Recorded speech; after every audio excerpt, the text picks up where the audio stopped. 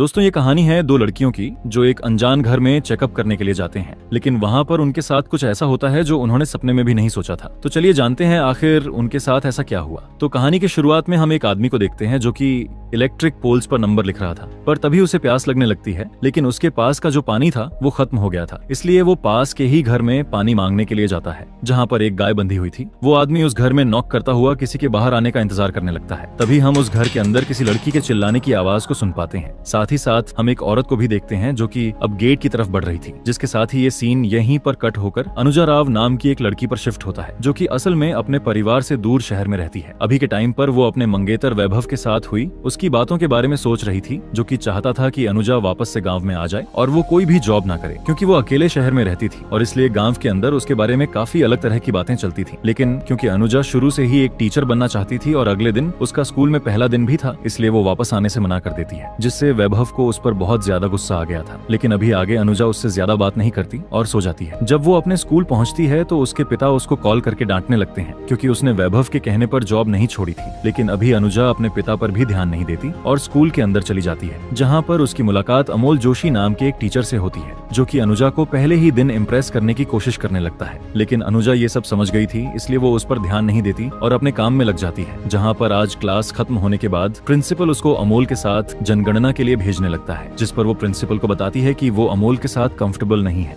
लेकिन तभी वहाँ पर नेहा नाम की एक टीचर आती है और अब वो अनुजा की बात सुनकर खुद अनुजा के साथ जाने का फैसला करती है। जहाँ रास्ते में वो दोनों बहुत अच्छे से बात करते हुए जाते हैं और अपने काम को जल्दी से जल्दी खत्म करने की कोशिश करने लगते हैं। लेकिन तभी उन लोगों को वही घर दिखाई देता है जिसको हमने कहानी की शुरुआत में देखा था। तब अनुजा वहाँ पर भी पूछताछ करने के लिए जाने लगती है। इस पर नेहा उसको रोकने की कोशिश कर रही थी, क्योंकि उसे उस घर के लोग थोड़े अजीब लगते थे। लेकिन अनुजा उसकी बात को नहीं मानती और उस घर में पूछताछ करने के लिए निकल जाती है। अब जब वो दरवाजे पर नॉक करते हैं तो एक औरत गेट खोलती है जिसका नाम प्रेरणा थी। तब अनुजा उसे अपने बारे में बताती है और उसे गेट खोलने के लिए कहती है। अब उस औरत के बात करने के तरीके से हम समझ पाते हैं कि उसकी दिमागी कंडीशन सही नहीं थी, साथ ही साथ वो पूरी तरह से मैच्योर भी नहीं लग रही थी। लेकिन तभी अनुजा नोटिस करती है कि प्रेरणा प्रेग्नेंट भी है, इसलिए वो उससे पूछती है कि ये उसका पहला बच्चा है या और भी बच्चे हैं, जिस पर प्रेरणा अजीब तरह से हंसते हुए जवाब देती है कि बच्चे वो तो पैदा होते ही मर जाते हैं, वो बस पैदा होते हैं और थोड़ी देर रोते हैं और फिर मारे जाते हैं। और ये जवाब सुनने के बाद अनुजा और नेहा का तो मनोदिमाग काम करना बंद कर देता है, उनको कुछ भी समझ में नहीं आ रहा। तब वो घर में मौजूद लोगों के बारे में पूछती है तो उनको पता चलता बोलता है कि उस घर के अंदर लीला, घनश्याम और भोला नाम का एक नौकर भी था। खैर अब इतने में ही वहाँ पर लीला आ जाती है, जो कि खुद भी अनुजा और नेहा से बहुत ही ज्यादा अजीब तरह से बात कर रही थी, इसलिए वो दोनों वहाँ से चली जाती हैं। पर बाहर हम एक आदमी को देख पाते हैं जो कि नेहा और अनुजा दोनों को ही देखकर बहुत ही ज्यादा हफ्सी वे में स्माइल करने लगता है, मतलब उनको गंदी नजर से देख रहा था। और ये उस घर का नौकर भोला था, जिससे अब अनुजा और नेहा बहुत ज्यादा घबरा गए थे, इसलिए वो तुरंत ही वहाँ से निकल जाते हैं। लेकिन अब अनुजा ने उस घर की फोटो खींच ली थी और अब जब वो दोनों स्कूल में पहुंचते हैं तो वहाँ पर नेहा का भाई नारू नेहा को ढूंढते हुए आ गया था, जो कि बहुत ही ज्यादा गुस्से वाला इंसान था और उसे नेहा की बहुत ही ज्यादा टेंशन भी रहती थी। तब नेहा उसको अपने काम के बारे में बताकर उसको अपने साथ घर लेकर चली जाती है। पर अब रात में हम अनुजा को देख पाते हैं जो कि अभी भी प्रेरणा के बर्ताव के बारे में ही सोच रही थी। साथ ही साथ उसने प्रेरणा की गर्दन पर चोट के निशान भी देखे, इसलिए उसे लगने लगता है कि प्रेरणा के साथ कुछ तो गलत हो रहा है और इसलिए वो वापस से नेहा को उसी घर में चलने के लिए कहती है, जिस पर पहले तो नेहा मना कर देती है, लेकिन बाद में अनुजा की जिद के आगे उसे झुकना पड़ता है और वो दोनों वापस से उसी घर में पहुंच जाते हैं, जो कि उनकी जिंदगी की सबसे बड़ी गलती थी। अब यहाँ पर भोला उन्हें देखता है तो वो बहुत ही ज्यादा एक्साइटेड हो जाता है और वहीं हमें भोला को देखकर ये भी समझ में आने लगता है कि वो भी एक तरह का साइको है। अब वो जल्दी से अनुजा और नेहा को घर के अंदर लेकर आता है और लीला के सामने खड़ा कर देता है।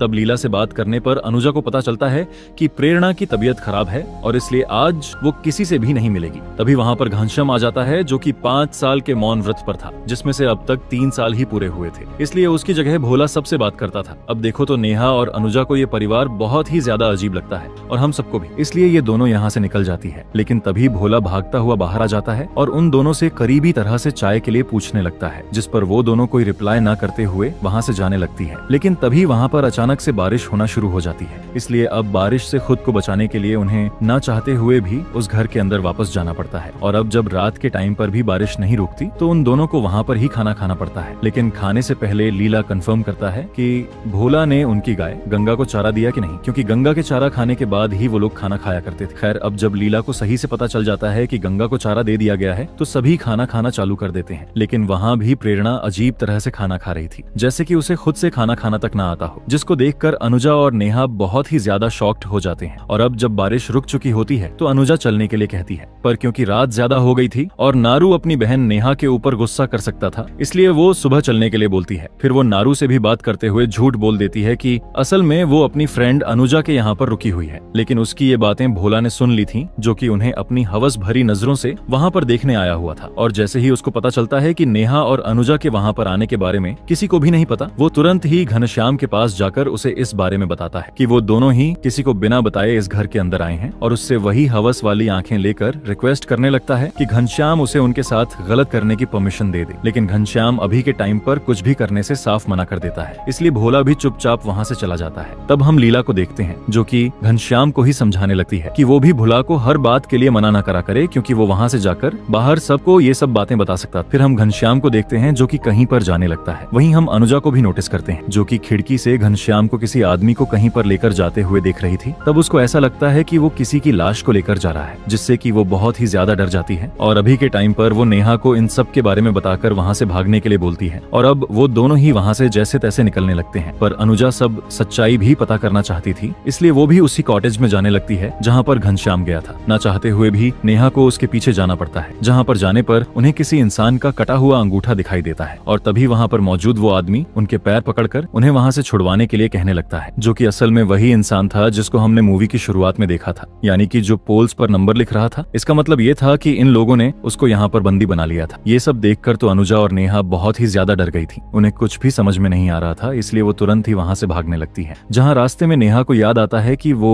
अपना फोन तो रूम के अंदर ही भूल आई, इसलिए उन्हें वापस जाना पड़ता है, जहाँ पर उसे फोन तो मिल जाता है। लेकिन अब उन्हें रात में वहाँ से निकलने में भी डर लग रहा था, क्योंकि अगर वो पकड़े गए तो उनका भी वही हाल होगा जो इस आदमी का हुआ था। इसलिए वो प्लान बनाते हैं कि वो सुबह वहाँ से बिना किसी को बताए ही नॉर्मली वहाँ से निकल जाएं। और अब अगली सुबह ये दोनों ठीक वैसा ही करते हैं। लेकिन तभी लीला घनश्याम को बता देती है कि रात में दोनों लड़कियां उस कॉटेज में चली गई थी। उन्होंने उस पोल मैन को वहाँ पर देख लिया होगा, जिसको जानने के बाद घनश्याम भागता हुआ नेहा और अनुजा की स्कूटी का पीछा करने लगता है। और इन दोनों की किस्मत इतनी खराब थी कि अभी के टाइम पर अनुजा की स्कूटी भी एक गड्ढे में फंस जाती है, और इसलिए ये दोनों पकड़ी जाती है। और इसको देखने के बाद लीला की भी जान में जान आती है, इसलिए वो भी हंसती हुई घर के अंदर वापस चली जाती है, क्योंकि इनको ये लग रहा था कि ये लोग फंस जाएंगे। अब भोला नेहा और अनुजा को अंदर लाकर उन्हें एक रूम के अंदर कैद कर देता है, इसलिए वो दोनों बहुत जोर जोर से चिल्लाने लगे। और वही भोला वापस से घनश्याम से उन लड़कियों के पास जाने के लिए पूछता है, जिस पर लीला बोलती है कि अभी पहले उन्हें थोड़ा टूट जाने दो और उसके बाद चले जाना, जिस पर भोला भी मान जाता है। पर क्योंकि अभी के टाइम पर नेहा के चिल्लाने की आवाज उसको इरिटेट कर रही थी, इसलिए वो नेहा के मुंह पर जाकर गर्म पानी फेंक देता है, जिससे कि नेहा बहुत बुरी तरह से जल गई थी। तब अनुजा उसको संभालने की कोशिश करती है, लेकिन नेहा उस पर ही गुस्सा कर रही, क्योंकि वो उस घर में अनुजा की वजह से ही फंस गई थी। अब आगे हम वैभव को देख पाते हैं, जो कि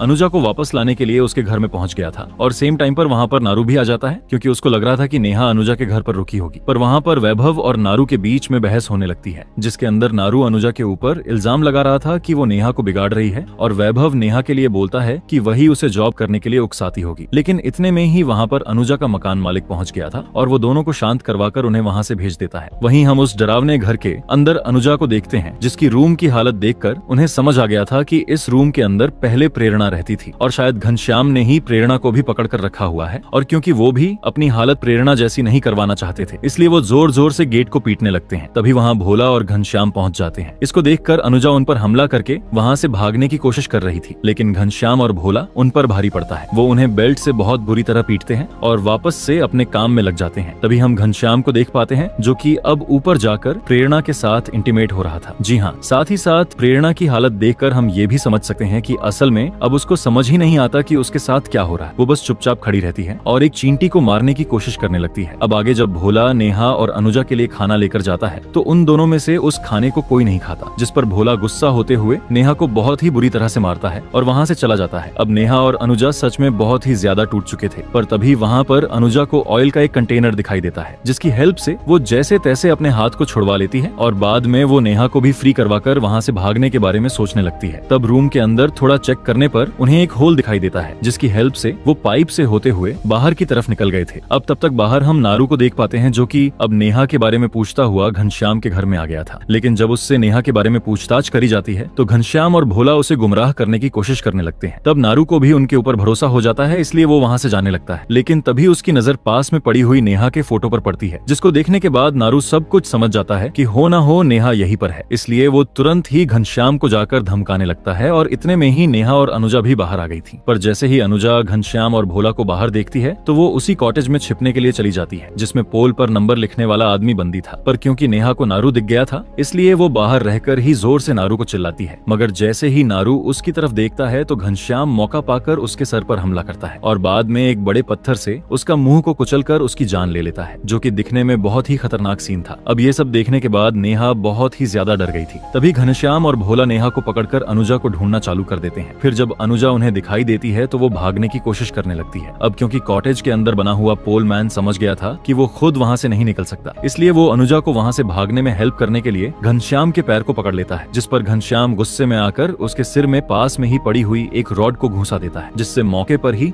उसकी मौत हो जाती है। और आगे हम अनुजा को देख पाते हैं जो कि चलने की हालत में भी नहीं थी, इसलिए ना चाहते हुए भी उसको वापस उसी घर में आना पड़ता है। फिर हम भोला को वापस देखते हैं जो कि घनश्याम से एक बार फिर से सेम चीज पूछता है, जिस पर अब घनश्याम भी मान गया था कि वो जो चाहे इन लड़कियों के साथ कर सकता है। ये सुनने के बाद भोला की खुशी का ठिकाना नहीं रहता। वो तुरंत ही अच्छे से नहा धोकर तैयार होकर नेहा के पास जाता है और उसके साथ गलत करने लगता है, असॉल्ट करता है उसे। वहाँ अब अनुजा भी वापस आ गई थी, जिसको देखकर घनश्याम पहले तो उसको बहुत ही बुरी तरह से पीटता है और बाद में उसको जबरदस्ती भोला की वो हरकतें दिखाता है जो कि वो नेहा के साथ कर रहा था, जिसको देखकर अनुजा फूट फूट कर रोने लगती है। उसको एहसास हो रहा था कि उसकी गलती की वजह से नेहा भी फंस गई। अब रात में वापस से अनुजा को दिखाया जाता है जो कि बहुत ही ज्यादा गुस्से में आ गई थी, इसलिए वो एक बार फिर से वहाँ से भागती है और जाते हुए वो घनश्याम की फेवरेट गाय गंगा को आग लगाकर वहाँ से चली जाती है। और इस बारे में जब घनश्याम और बाकी सबको पता चलता है तो सब बहुत ही बुरी तरह से रोने लगते हैं, क्योंकि उनके लिए गंगा सच में बहुत ही ज्यादा मायने रखती थी। अब घनश्याम गुस्से में भोला को ही मारने लगता है, जिससे भोला को भी गुस्सा आ गया, इसलिए वो एक डैगर लेकर अनुजा को ढूंढने बाहर चला जाता है, जहाँ पर अब वो उसको जान से ही मारने वाला था। वहीं हम घर में नेहा को देख पाते हैं जो कि रोती हुई प्रेरणा के पास पहुंचकर उससे बात करने की कोशिश करती है और अपनी भड़ास निकालने की कोशिश करने लगती। लेकिन प्रेरणा जो कि खुद भी ट्रॉमेटाइज हो रखी थी, वो नेहा को बस इतना बोलती है कि शांत हो जाओ वरना बाबा बहुत मारेंगे। और तब जाकर रिवील होता है कि घनश्याम प्रेरणा के पिता है। पिता के नाम पर वो एक धब्बा था, एक राक्षस था, जिसने उसकी माँ को उसी तरह से फंसाकर मार दिया था। साथ ही साथ उसके बाद उसने कभी भी प्रेरणा को बाहर निकलने ही नहीं दिया और उसके साथ गलत काम करता रहा, इसलिए प्रेरणा का दिमाग कभी ग्रो ही नहीं कर पाया। तब प्रेरणा घनश्याम के डर से नेहा को बंद करके वापस चली जाती है, लेकिन उसे नेहा सही लगती थी, इसलिए वो वापस से गेट को खोलकर वहाँ से चली जाती है। वहीं हम भोला को देखते हैं जिसने अब अनुजा को ढूंढ लिया था, लेकिन तब तक अनुजा भी पूरी तरह से तैयार थी। वो भोला के आते ही सबसे पहले उसके ऊपर डंडे से हमला करती है और बाद में उसे उसके ही डैगर से जान से मार डालती है। और तब तक वहाँ पर नेहा भी आ गई थी जो कि अनुजा को जल्दी से जल्दी वहाँ से निकलने के लिए बोलने लगती है। साथ ही साथ वो उसको प्रेरणा के बारे में भी सब कुछ बताती है, जिसको सुनकर अनुजा डिसाइड करती है कि अब वो घनश्याम को जान से मारे बिना वहाँ से नहीं जाएगी, इसलिए वो तुरंत ही घर में वापस जाने लगती है और तब नेहा भी उसके पीछे जाती है। वहीं घनश्याम को भी सब बातों की भनक लग गई थी, इसलिए वो भी तैयार बैठा था, लेकिन अनुजा किसी तरह से घर की छत पर चली जाती है और जैसे ही घनश्याम वहाँ पर आता है वो उसके ऊपर हमला कर देती है। वहीं हम नीचे नेहा को देख पाते हैं जिसके ऊपर लीला ने हमला कर दिया था, और लीला यहाँ पर कोई और नहीं बल्कि प्रेरणा की दादी थी, यानी कि वो भी इन सब में शामिल थी, जो कि बहुत ही गंदी बात है। लेकिन अभी के टाइम पर नेहा भी हिम्मत दिखाती है और लीला को उसके ही डैगर से जान से मार डालती है। वहीं हम देखते हैं कि अभी अनुजा भी लगातार घनश्याम के ऊपर हमला किए जा रही थी, तब वो उसको बहुत ही बुरी तरह से मारकर घायल कर देती है और उसे वहाँ से नीचे फेंक देती है। लेकिन अभी भी घनश्याम मरा नहीं था, उसके अंदर थोड़ा दम बचा हुआ था। और अब नीचे गिरने के बाद घनश्याम पहली बार पूरी मूवी में हमको बोलते हुए दिखाया जाता है। तब वो जोर जोर से अम्मा अम्मा चिल्लाने लगता है, यानी कि वो लीला को पुकार रहा था। पर अभी के वक्त पर लीला पूरी तरह से मर चुकी थी और अब अनुजा भी बाहर आकर पूरी तरह से घनश्याम को खत्म कर देती है। खैर, अब वो नेहा के साथ बैठकर वहाँ पर सोचने लगती है कि आखिरकार ये दुनिया किस तरह के बुरे लोगों से भरी हुई है। और अब हमें कुछ लाइंस के जरिए बताया जाता है कि ये कहानी असल में सच्ची घटना से इंस्पायर्ड होकर बना है। साथ ही साथ भोला और घनश्याम ने मिलकर 13 से भी ज्यादा लोगों को मारा था, जिसमें से भोला ने 9 लड़कियों के साथ गलत किया था, उनके साथ असॉल्ट किया था। और इसी के साथ ये कहानी यहीं पर खत्म हो जाती है। दोस्तों, उम्मीद करूंगा कि आपको ये कहानी पसंद आई होगी। मिलते हैं एक और अनोखी कहानी के साथ।